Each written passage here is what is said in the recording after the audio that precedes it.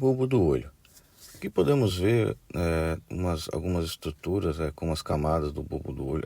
Peraí, a câmera está meio zoada. Como podemos observar, aqui a gente tem umas três camadas do olho. A esclera e a coroide.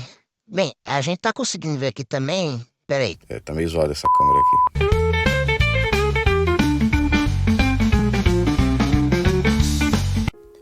Contido numa cavidade óssea do esqueleto da face chamada órbita, o olho humano é uma estrutura complexa e fascinante, responsável por transformar a luz em impulsos elétricos que o cérebro interpreta como imagens.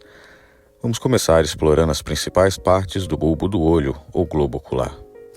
Nesta animação, nós podemos observar o bulbo do olho e algumas das suas principais estruturas anexas, bem como uma secção que expõe as três principais camadas, sendo elas a esclera mais externa, a parte branca, a coroide intermediária e mais internamente a retina, bem destacadas nesta visão posterior.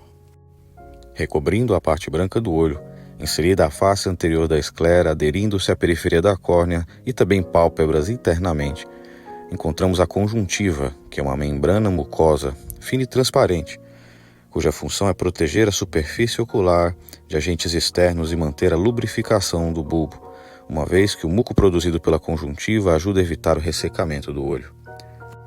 Um crescimento anormal desse tecido causa a condição conhecida como pterígio, formando uma prega de tecido fibrovascular que estende-se, cobrindo parte da córnea.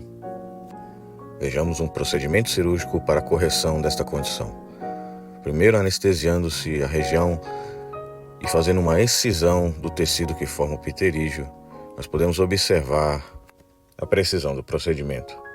Após a retirada do tecido, observamos o desgaste através de um equipamento semelhante a uma broca de dentista da região conhecida como o limbo da córnea. Então, é retirado da região superior do globo ocular, aquela protegida pela pálpebra superior, um pequeno pedaço do tecido da conjuntiva superior, região escolhida pela proteção pela pálpebra e posterior facilidade na regeneração. Uma vez retirado essa parte do tecido, ele será recolocado de onde foi retirado o pterígio. 2 pontos são realizados nas extremidades de onde ocorreu a excisão do pterígio, que a partir de agora será tratado para receber uma cola biológica, fixará o novo tecido à região. Vemos agora a contenção dessas pequenas hemorragias, haja vista a vascularização da conjuntiva. Agora a cola é espalhada e o tecido será sobreposto sobre a região. Para então a retirada dos pontos. O paciente estará recuperado num prazo de 30 dias. Continuando nossa viagem pelo globo ocular, vemos agora destacado em cores diferentes as 3 camadas que compõem o globo ocular, assim como estruturas especializadas que se estendem a partir dessas camadas. A estrutura indicada denomina-se córnea e a parte transparente da túnica fibrosa, totalmente avascular, possui uma convexidade maior do que a esclera. É inervada pelo 5º par de nervo craniano trigêmeo na sua divisão oftálmica e nutrido por capilares periféricos. Retirada a córnea, agora vemos a câmara anterior preenchida pelo humor aquoso, líquido formado pela filtração dos capilares nos processos ciliares. Nesta vista também podemos ver o orifício da pupila, bem delimitado pelo músculo da íris.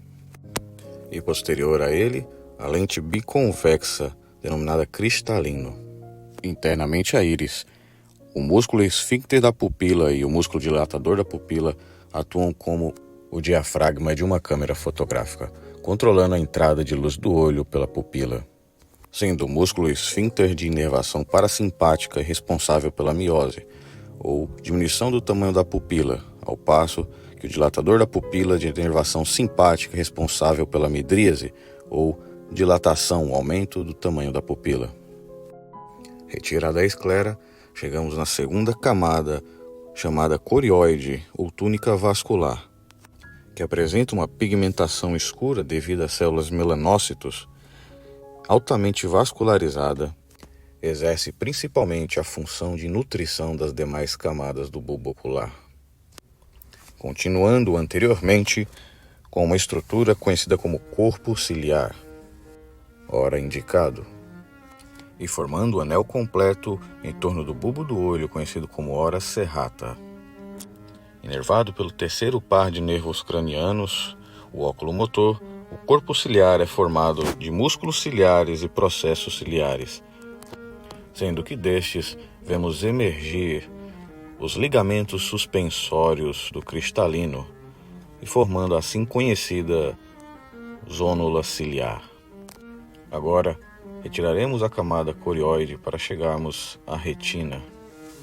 A túnica interna do bulbo do olho é formada por um tecido composto de fotorreceptores, sendo a porção sensorial do órgão. Nesta imagem podemos ver o disco óptico e o canal hialoide. Retirada a retina, na porção posterior ao cristalino, temos a câmara vítrea preenchida pelo humor vítreo, substância amorfa e semilíquida produzida no corpo ciliar e responsável pela manutenção do formato esférico do bulbo do olho. É composto principalmente por água, com uma pequena porcentagem de colágeno e ácido hialurônico. Agora, vemos em destaque o cristalino, uma estrutura do olho sujeita a uma condição clínica chamada catarata.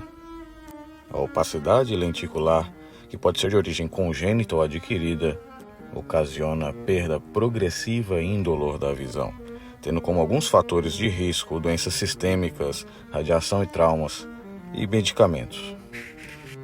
Nesse procedimento cirúrgico de catarata, após a pequena incisão na córnea, vemos alcançar o cristalino acometido pela catarata e através da facoemulsificação, o cristalino é amolecido e quebrado por meio de um pequeno dispositivo de ultrassom de alta frequência denominada ponteira de faco. Então, o cristalino é removido usando-se uma sucção suave. Essa etapa é denominada facoemulsificação, expondo-se assim a região conhecida como saco capsular, onde abrigava-se originalmente o cristalino. Nesta região será introduzida a nova lente, como agora demonstrado. Agora, vamos de revisão e recapitularemos algumas das principais estruturas vistas nesse vídeo. Temos nesse corte sagital do olho a exposição do cristalino, córnea, coroide, retina, nervo óptico, músculo ciliar, íris, pupila, fibras zonulares, humor aquoso, humor vítreo. E ao fundo do olho nós temos a mácula e a fóvea central, localizadas ao lado do disco óptico. Ademais, com o efeito de transparência da esclera, podemos observar estruturas como vasos sanguíneos da retina, o disco óptico e a mácula. E é isso aí, pessoal. Muito obrigado por ter assistido até aqui e até a próxima.